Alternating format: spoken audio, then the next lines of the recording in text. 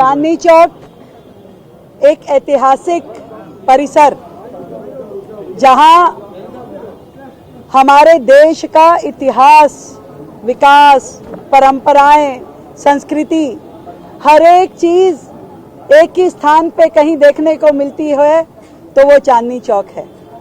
ये पुरानी दिल्ली का क्षेत्र, यहाँ की जड़ों में, यहाँ की हवाओं में भारत की परंपराएं, सुगंध और स्वाद, तीनों चीजें एक साथ देखने को मिलती है। ऐसे में यहाँ का जो विकास है वो बहुत महत्वपूर्ण है। आज मुझे खुशी है कि जो सबसे बड़ी समस्या चांदनी चौक की है, ये बेतरतीब लटकी हुई खतरनाक तारें जो कि रोजाना इस क्षेत्र में हादसों का कारण बनती थी, जिसके कारण से कभी यहाँ के क्षेत्रवासी खुला आसमान देख नहीं पाते थे।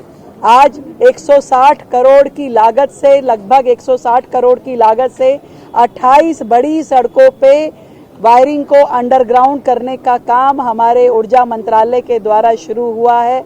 मैं बहुत बहुत बधाई देती हूँ यहाँ की क्षेत्रवासियों को, जनता को, जिनके वोट की ताकत ने दिल्ली में कमल फूल सरकार चुनी और लगातार रोजाना दिल्ली में विकास की बयार बह रही है। रोजाना यहाँ पे दिल्ली के हित के लिए, दिल्ली की जनता की सुविधाओं के लिए काम चल रहे हैं।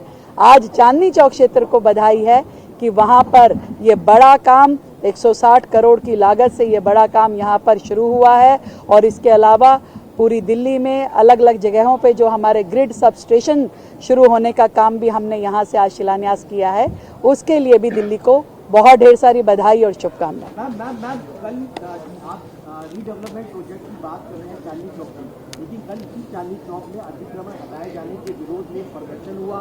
इस प्रदर्शन में नारेबाजी लगी कि जो जमीन सरकारी है वो जमीन हमारी है।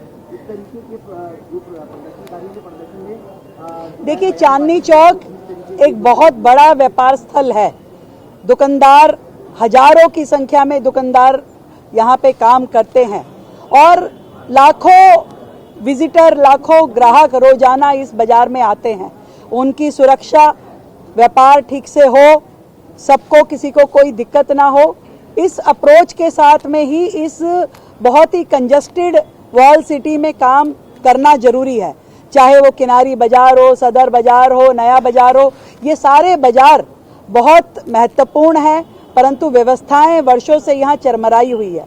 सबके दिक्कतें हैं, पटरी बाजार वालों की अपनी दिक्कत है, पर जिनकी दुकानें हैं उनकी अपनी दिक्कतें हैं।